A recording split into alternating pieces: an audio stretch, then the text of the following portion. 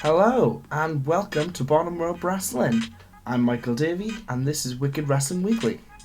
So this is a weekly show where on either a Thursday or a Friday I will sit down with a friend. Obviously I'm alone this week, but I will sit down with a friend and we will each have a top 5, and that will be a top 5 from Raw, SmackDown, NXT and NXT UK, and that can include moments, moves, matches, superstars, promos, literally anything can make it onto your top 5. We'll each give our top 5, we'll combine our top 5, and we will have the Wicked Wrestling Weekly.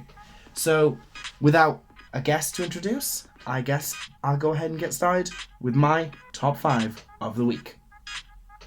So, at number 5 is from NXT, and you have a match between Kushida and Apollo Crews. Apollo Crews returning down to NXT for this one match, and it was a great match. But for me, what gets onto this list is Kushida's finishing move, which was a rolling armbar from the top rope. Apollo Crews was stood on the top rope, and Kushida rolled him down into the armbar for the submission victory. An incredible move. When they showed the slow motion replay, it didn't look like Kushida was going to be able to get his leg out from underneath in time, but oh my god. I haven't got Kushida yet. It takes a while, but no, I think I get it now. And that's my number 5. At number 4 is from, I can't remember if this happened on Raw or SmackDown, but it's the 24/7 title, and it's R-Truth pinning Drake Maverick on his honeymoon bed. I love the 24/7 title, have from the start. It's absolutely brilliant. It's hilarious. R-Truth is gold. Drake Maverick has been gold. I know a lot of people aren't that big of a fan of this, especially with Maverick still playing a serious character on 205 Live.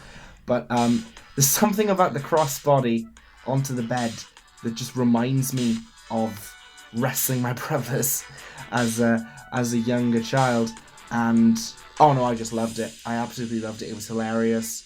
The way he was wearing it, like Shawn Michaels in Playgirl. Brilliant. Absolutely loved that moment. And that was number 4. For number 3 comes from NXT UK. Now, pre-disclaimer, I love NXT UK. That'll be something you notice going forward in the show. It is the one thing that I love. Week in, week out from WWE. I haven't disliked an episode of NXT UK.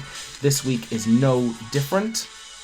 It's number 3, the main event match, Mark Andrews versus Cassius Ohno. Now, little bit of bias. Mark Andrews is my absolute boy, but that match was incredible. The near fall with Cassius Ohno hitting the elbow to the back of Mark Andrews' head after he did the knee slide. The sequence where Mark Andrews went for the DDT, got stopped, went for a moonsault. No, sorry, he reversed into a stunner, then he went for the moonsault, then he got the DDT. Absolutely fantastic. Went for the shooting star. Cassius Ohno caught him into a cravat, which was amazing. The way Cassius Ohno worked the neck all match with the dropping him on the ring, on the turnbuckle. Oh, brilliant. Absolutely fantastic. And then the finish, looked like Cassius Ohno was going for a tombstone pile driver, but Mark Andrews turned it around. Now, I know a lot of people don't watch NXT UK, but seriously, this was a hell of a match. Cassius Ohno is on NXT UK, and I like it. Now, a lot of people say, why? His gimmick is that he's a British wrestler. He's not from Britain, but he wrestles in the British style. He is a British wrestler. It's fantastic, trust me, you have to watch it to get it. But I love it. I love Mark Andrews, I love his theme music, I love his wrestling, I love this match. That was my number 3. Number 2 comes from NXT, and what a moment this was. Unfortunately, I had it spoiled for me, but that did not take away from it. It was the Killian Dane attack on Matt Riddle. What an incredible moment. Matt Riddle had just won his match against, I can't remember his name, against an MMA fighter style.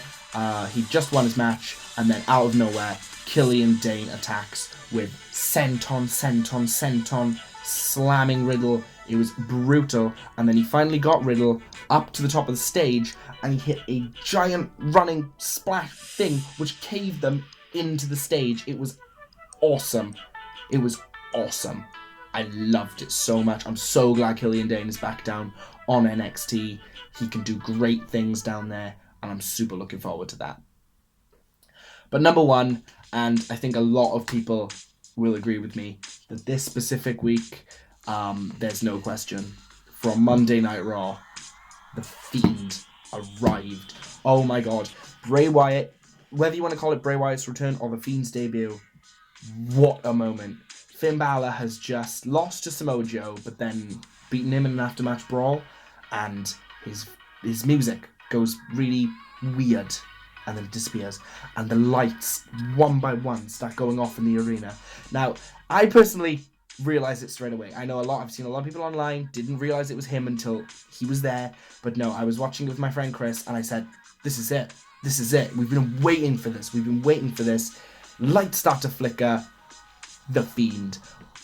That mask is so creepy and so cool. I love it so much. I was a little bit, putting him up against Balor, it means it's probably going to be Demon Fiend at SummerSlam. But if The Fiend is winning that, and it pushes towards a Balor heel turn, oh my god, yes. Yes, yes, yes.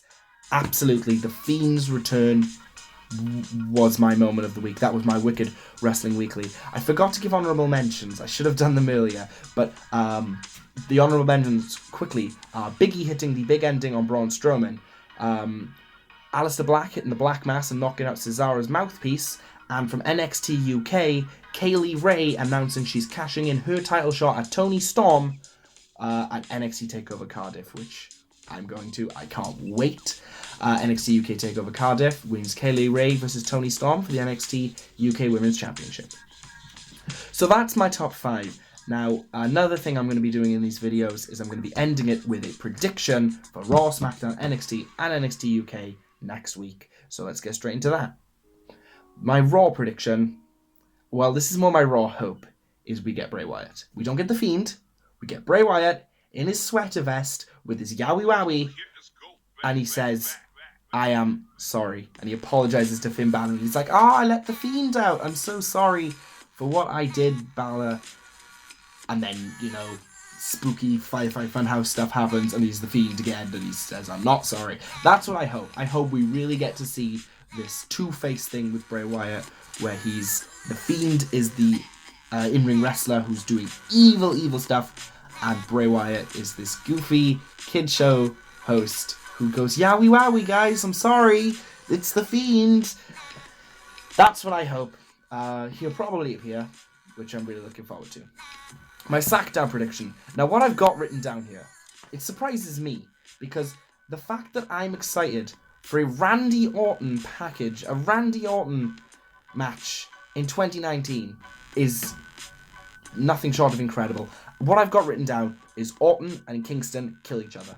Now, whether that is through words or mind games or wrestling, I don't care. I want to see this feud go crazy, because Kingston's issue has been a lack of worthy challengers, and Orton is perfect. They have so much history that they can play into in this feud, and Kingston can either get a massive win. I'm really worried Orton might win, but that also makes it better because it could be a bigger win for Kingston. I don't know how it's going to go, but I'm really looking forward to it. My NXT prediction, we're going to get Killian Dane.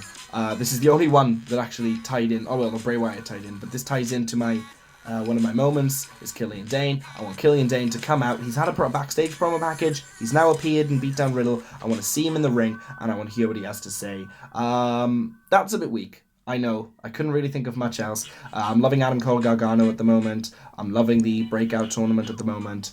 But that's pretty much all I've got in mind for now. But my NXT UK prediction, it's a match that's already been announced.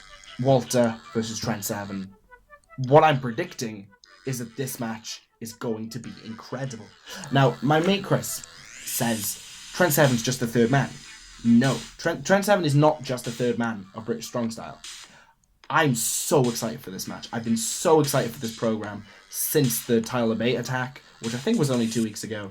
But I'm so excited for this Trent Seven Walter match. I think it's going to be amazing. I really recommend everyone go watch it because this program is amazing with the Tyler Bate injury and the Pete Dunne losing the title. Imperium are running rampant right now and I love it. Trent Seven's promo from last week was incredible and I cannot wait for this match, so I highly insist that everyone actually watch NXT UK. That's gonna just about wrap it up. Thank you very much for watching and listening to this very first episode of Wicked Wrestling Weekly. Hopefully next week I will have either Aaron, Chris. I know a bunch of wrestling fans who would love to be on this show, so hopefully we can get one of them next week. They can give their top 5, we can argue, it'll be beautiful. Thank you all very much for watching. I've been Michael Davey and this has been Bottom Rope Wrasslin.